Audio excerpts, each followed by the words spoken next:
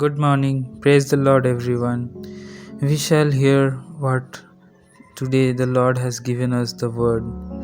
We shall read Luke chapter 12, verse 32. It is written here, "Do not be afraid, little flock, for your Father has been pleased to give you the kingdom." Amen.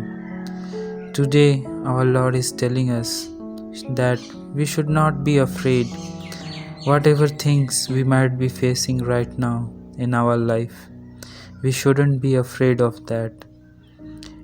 That may seem like a mountain, that may seem like such a big problem, but remember, your Father is bigger than each and every problem that we face. He is able, He can deliver you from any problem you are facing right now.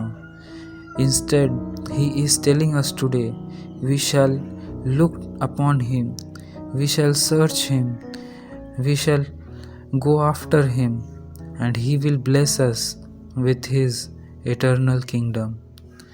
When we are on this earth, then things for worrying will come in our lives.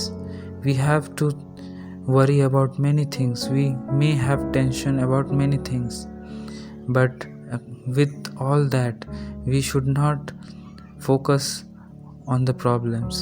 We should instead keep our focus in our Father Almighty, because He is the one who can deliver you from all the things that we are facing in this world.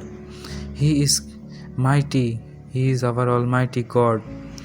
How much more we should be thankful for His unconditional love and mercy that He wants to pour down upon us. I would like to encourage each and every one of you. Do not be afraid. Rise up, give thanks to the Lord, and be pleased because your Father is willing to give you the kingdom of heaven. We shall pray. Dear Father, thank you so much for your wonderful word, O Lord. O Lord, bless us, O Lord. Guide us, O Lord, this day. O Lord, I thank you for the wonderful assurance you have given us, O Lord.